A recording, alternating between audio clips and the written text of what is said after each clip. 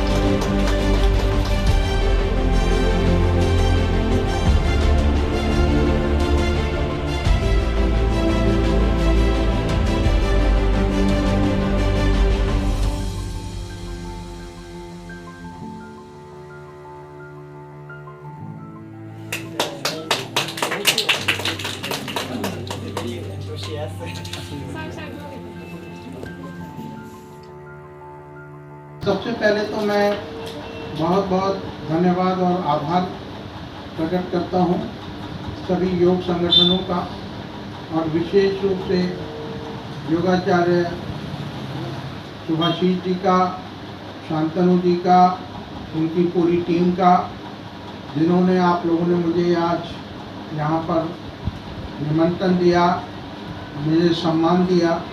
मैं उसके लिए आपका बहुत बहुत धन्यवाद और आभार प्रकट करता हूँ। दूसरी बात,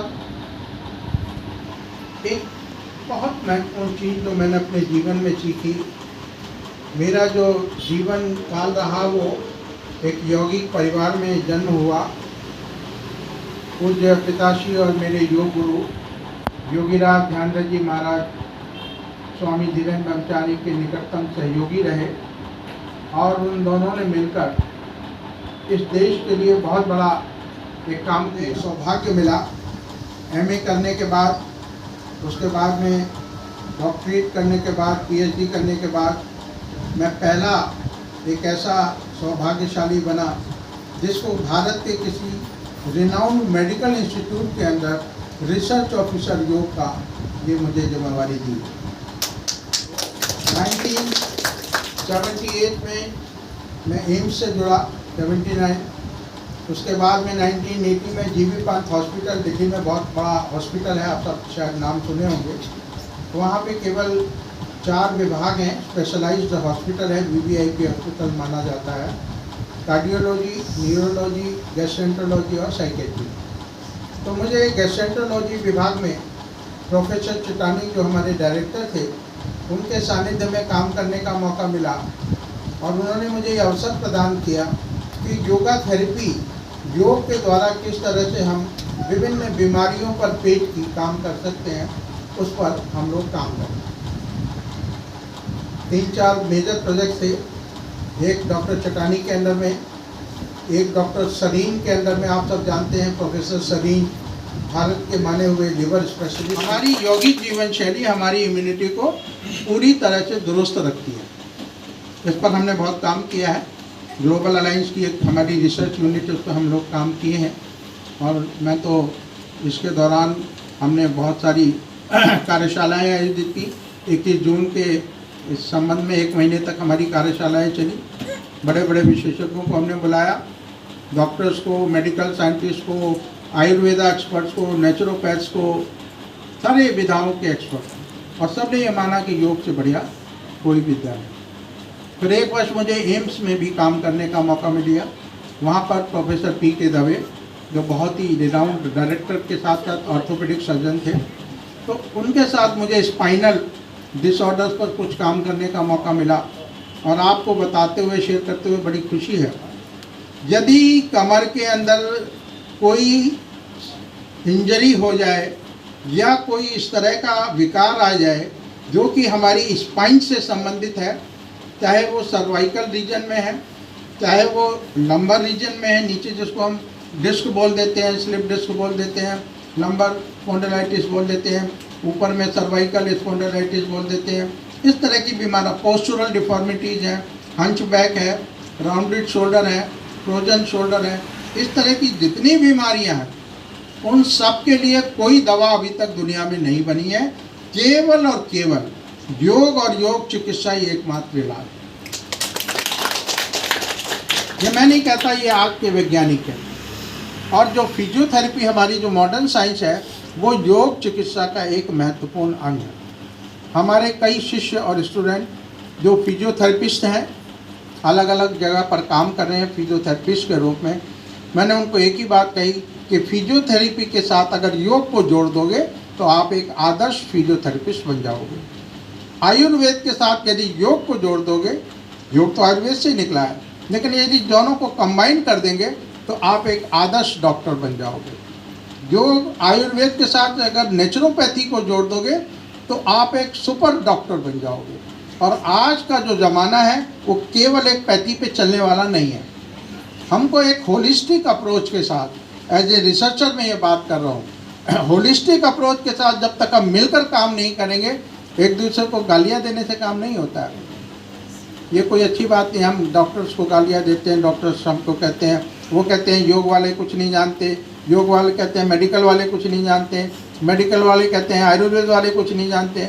हमको मिलकर काम करना, और यही हमारा उद्देश्य है। और इसी उद्देश्य को लेकर कुछ चीज़ें, मेरा एक छोटा सा कंट्रीब्यूशन भारत सरकार में ब्यूरोक्रेट के रूप में भी रहा, क्योंकि ये तो मेरा विषय था, लेकिन उस समय मेरे एक अंदर का बालक था जो कहता था कि भाई आगे बढ़ो, तरक्की करो। जैसे हम हर नौजवान जब पढ़ जाते हैं तो माता पिता कहते हैं बेटा कुछ काम करो, अच्छा काम करो, आगे बढ़ो।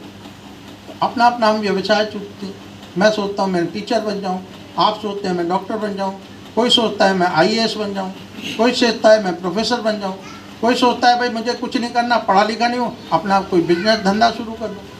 हर आदमी अपने बारे में सोचता है, मैं भी ऐसा सोचता हूँ। और हुआ ये कि उस दौरान में, चूँकि शांतनु जी तो बहुत पहले से जुड़े हैं, मैं युवाओं से बहुत जुड़ा था, तो वहाँ पर भारत सरकार की तरफ से वैकेंसीज निकली UPSC में, और यूथ ऑफिसर चुने जाने थे। मुझे बड़ा कैची लगा। मैंने कहा अगर मैं ये UPSC का एग्ज़ाम पास करके अगर यहाँ आ जाऊँगा, गवर्नमेंट ऑफ इंडिया में ज्वाइन कर लूँगा, तो मेरे को अच्छा लगेगा और आगे बढ़ने का चांस मिलेगा। और मैं फर्स्ट अटैम्प्ट में ही क्लियर हो गया, इंटरव्यू में पास हो गया, और मैंने ब्यूरोक्रेसी का दामन थाम लिया और एज ए यूथ ऑफिसर अपना भारत सरकार में कैरियर शुरू। मैंने NSS का चार्ज लिया, तो उस समय केवल 12 लाख वॉलंटियर्स थे, और जब मैं हेड बना, आज मुझे बड़ा गर्व है ये बताते हुए, आज भारत के अंदर 44 लाख वॉलंटियर्स हैं। इससे बड़ा कोई संगठन दुनिया में किसी गवर्नमेंट सेक्टर में नहीं है। And I feel proud on that.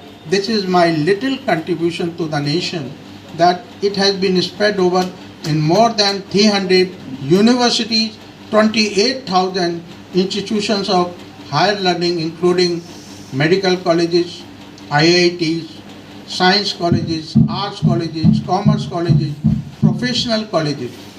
And एक नया कंट्रीब्यूशन जो और हमने किया कि जिस समय मैं रिटायर हुआ, तो रिटायर से पहले मैंने UGC के चेयरमैन से बात किया, NSS को एक इलेक्टिव सब्जेक्ट के रूप में हम पूरे देश में लागू करें।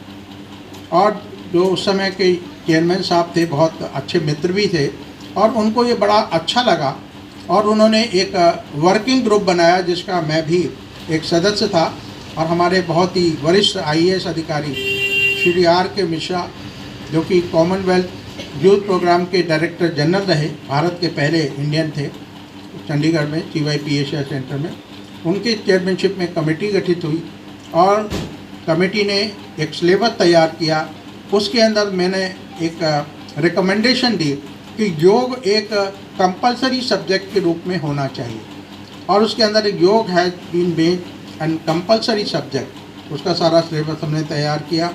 Proud to announce today 6 years before UGC has declared NSS as an elective subject in the university curriculum, and at present more than 40 universities are running this course. इतिहास ऐसे नहीं बनता कि इतिहास हो 100 साल का और एक आदमी कह दे कि मैंने बना दिया, ऐसा नहीं होता। इतिहास कामों से बनता है, नामों से नहीं बनता, और काम जो करते हैं वो नाम के भूखे नहीं होते, वो सिर्फ काम करते हैं। तो इसलिए जानते हैं नहीं उसके बारे में। This is the largest educational institution of the world, having 4 crore students, 40 million students under